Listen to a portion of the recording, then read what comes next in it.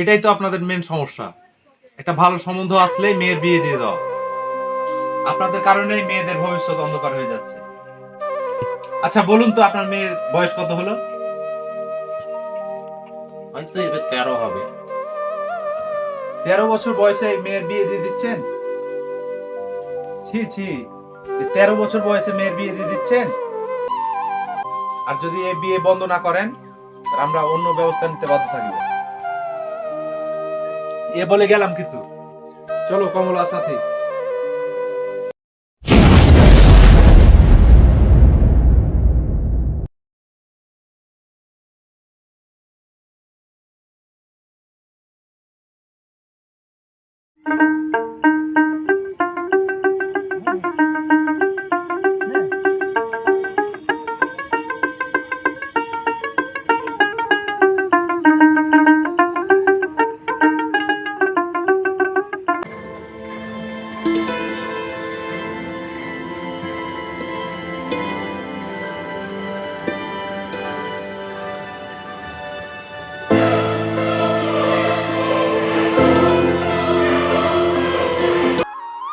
মা, আমি স্কুলে যাচ্ছি।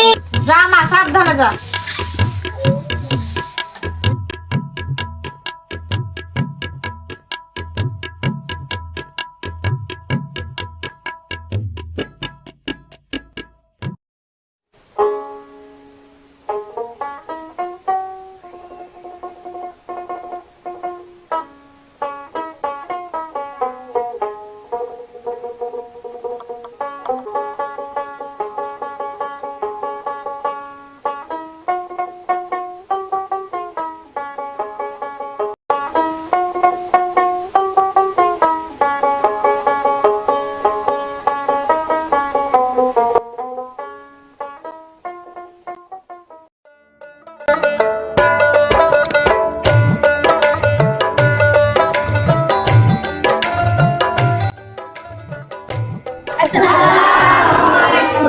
ওয়ালাইকুম সালাম। কেমন আছো? আলহামদুলিল্লাহ ভালো আছি। আচ্ছা বসো, সবাই বসো। আমরা অ্যাটেনশন হই। Roll number 1, present sir. Roll number 2, present sir. Roll number 3, present sir. Roll number 4, present sir.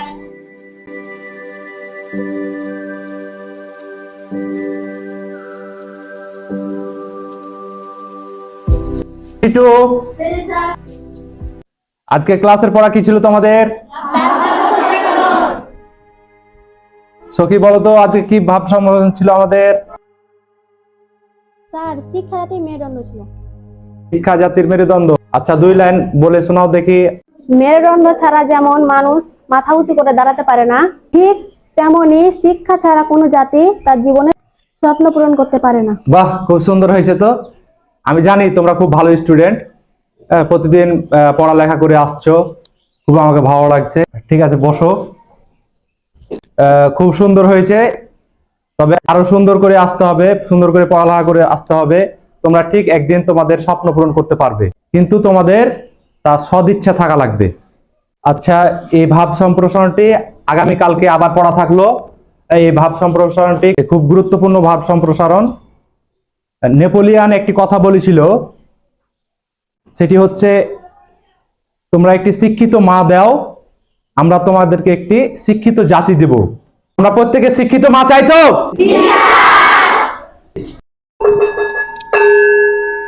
ধন্যবাদ সবাইকে। আজকে ছুটির ঘন্টা বেজে গেছে, আমরা সবাই বাসায় যাই। ভালো থাকি। খোদা হাফেজ।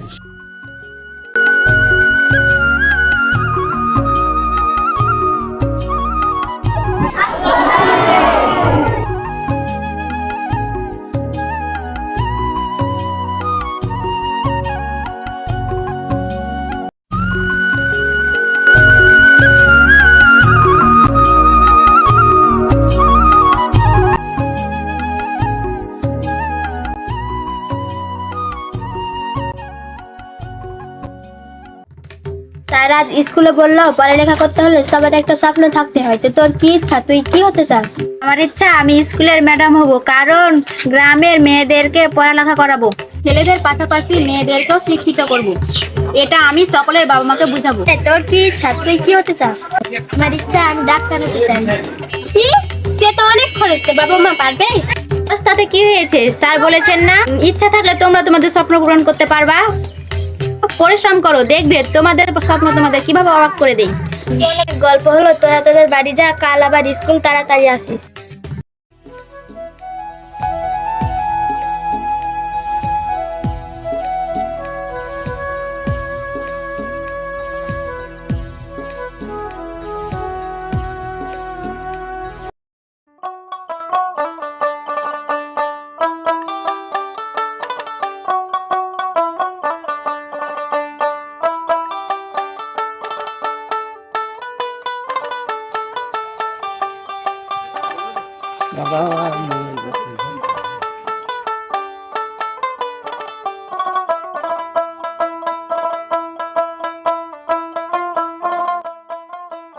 ওই মেয়ে শোনো, মেয়ে শোনো, শোনো, জি, আমাকে বলছেন? তোমাকে বলছি শোনো।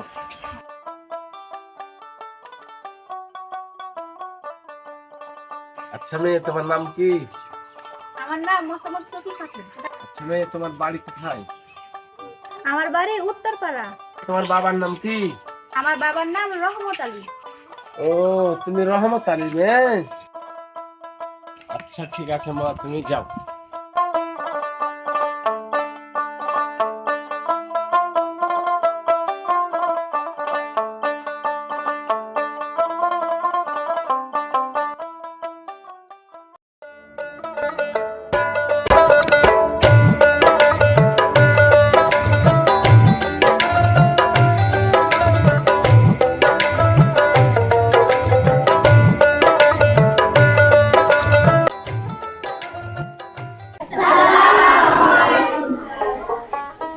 ওয়ালাইকুম সালাম। তোমরা সবাই কেমন আছো? আলহামদুলিল্লাহ, আমি ভালো আছি। আচ্ছা বসো, সবাই বসো।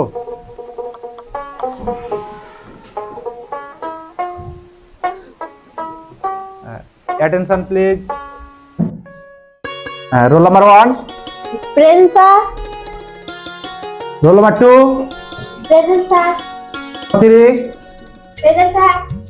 Roll number 4, roll number 5, 62। ধন্যবাদ। আজকে উপস্থিতি হচ্ছে তাহলে তোমাদের পর শিক্ষার্থী 63 জন, না? উপস্থিতি 58 জন, অনুপস্থিত 5 জন। বিষয়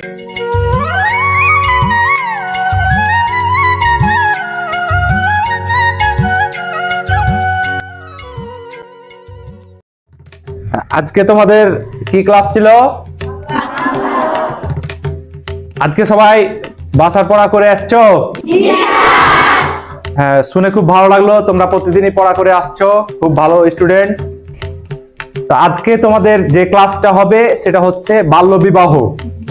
বাল্যবিবাহ কি তা কি তোমরা কেউ জানো?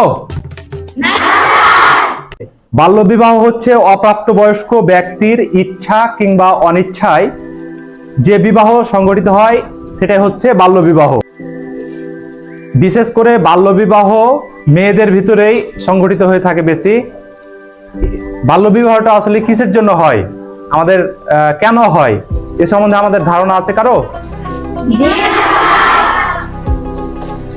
শোনো, আমাদের দেশে বাল্যবিবাহের প্রধান কারণ হচ্ছে দারিদ্রতা এবং যৌতুক প্রথা। এছাড়া আমাদের পরিবারের সুশিক্ষার অভাব এবং ভ্রান্ত সামাজিক প্রথার কারণে আমাদের এই কারণগুলো ঘটছে। বাল্যবিবাহটা আমাদের সমাজে যে ক্ষতিকর দিকগুলো পরিলক্ষিত হচ্ছে সেগুলো কি আমরা কেউ জানি?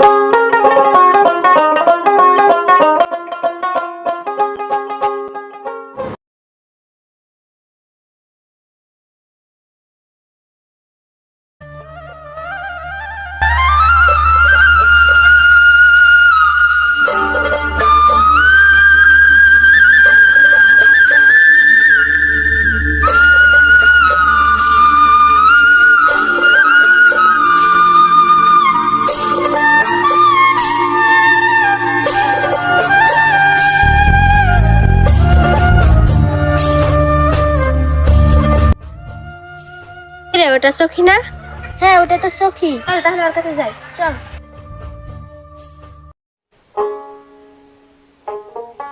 কিরে সখী, একা কি করিস? আজকে আমার মন ভালো নাই রে, তার জন্য নীরবে একা একা বসে আছি। তুই আজ স্কুল কেন গেলি না? আমার আর বুঝি স্কুল যাওয়া হবে না রে। কেন, তোর কি হয়েছে? আমার বিয়ে ঠিক হয়ে গেছে রে। কি বললি তুই, তোর বিয়ে ঠিক হয়ে গেছে? তুই তোর বাবা মাকে বলিসনি যে আমি বিয়ে করতে চাই না, আমি পড়ালেখা করতে চাই? বাবা মার কাছে মেয়েদের কথার কোনো মূল্য নাই রে। কতবার করে বললাম আমি বিয়ে করতে চাই না, আমি পড়ালেখা করতে চাই, তা আমার বাবা মা আমার কথা শুনলো না। এবার তোরা কিছু কর। চল তাহলে আমরা রফিক স্যারকে গিয়ে জানাই। ঠিক বলেছিস, চল তাহলে। তুই টেনশন করিস না, তুই তোর বাড়ি যা, আমরা দেখছি।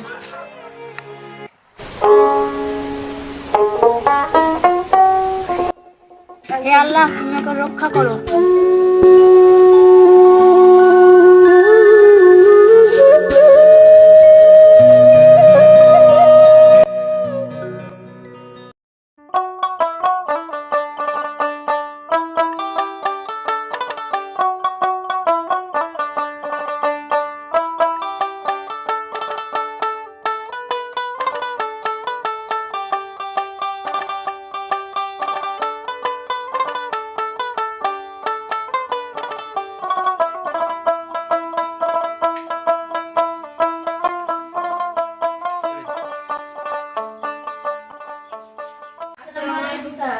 ওয়ালাইকুম সালাম। কি খবর, হঠাৎ কি মনে করে আমার বাসাতে? স্যার, একটা সমস্যা হয়ে গেছে। কি সমস্যা হয়েছে বলো। স্যার, স্যার সখীর বিয়ে ঠিক হয়ে গেছে স্যার। কি বললে? জি স্যার, সখীর বাড়ি থেকে জোর করে বিয়ে দেওয়া হচ্ছে। কি? সখী খুব কান্নাকাটি করছে স্যার। এবার আপনি কিছু করেন স্যার। আচ্ছা সখী কোথায়? সখী বাড়িতে আছে স্যার। আচ্ছা চলো আমার সঙ্গে সখীদের বাড়ি।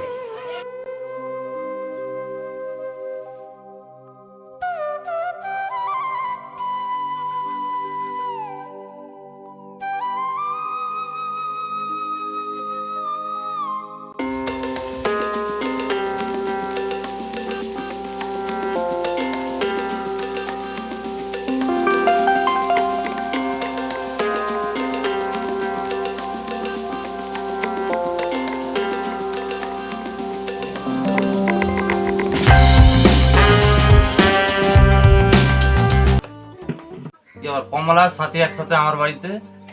রহমত ভাই, একটা কথা শুনে আসলাম আপনার এখানে। শুনলাম নাকি সখীর আপনি বিয়ে ঠিক করেছেন? ঠিকই শুনেছেন, ভালো একটা সম্বন্ধ পেয়েছি, তাই আর দেরি করলাম না। ভালো সম্বন্ধ? কি এমন ভালো সম্বন্ধ একটু শুনি। ঠিক আছে, যেমন ধরেন যে 10 বিঘা 12 বিঘা জমি আছে, ছেলের একটা বড় দোকান আছে, ভালো খাই দেয়, আমার মেয়েটা সুখী থাকবে, এতে ওনার কষ্ট হবে না। এটাই তো আপনাদের মেন সমস্যা। একটা ভালো সম্বন্ধ আসলেই মেয়ের বিয়ে দিয়ে দাও। আপনাদের কারণেই মেয়েদের ভবিষ্যৎ অন্ধকার হয়ে যাচ্ছে। আচ্ছা বলুন তো, আপনার মেয়ের বয়স কত হলো? হয়তো এবার 13 হবে। 13 বছর বয়সে মেয়ের বিয়ে দিয়ে দিচ্ছেন? ছি ছি, 13 বছর বয়সে মেয়ের বিয়ে দিয়ে দিচ্ছেন? আপনি জানেন না এই অল্প বয়সে মেয়ের বিয়ে দিলে কি সমস্যা হতে পারে? মেয়েদের কমপক্ষে 18 বছর এবং ছেলেদের 21 বছর বয়স হয়ে লাগবে। 18 বছর কি যে বলেন মাস্টার সাহেব? আচ্ছা, সখী এখন অনেক করতে চায়। এই বিয়েতে সখীর কোনো মত নেই দাদা। চাচা, এই বিয়েটা আপনি বন্ধ করে দিন। ভাই, এই বিয়েটা আপনি বন্ধ করে দিন। আর যদি এই বিয়ে বন্ধ না করেন, তাহলে আমরা অন্য ব্যবস্থা নিতে বাধ্য থাকবো। এ বলে গেলাম কিন্তু। চলো কমলার সাথে। সখী, তুই তাহলে কোনো চিন্তা করিস না, আমরা আছি তো।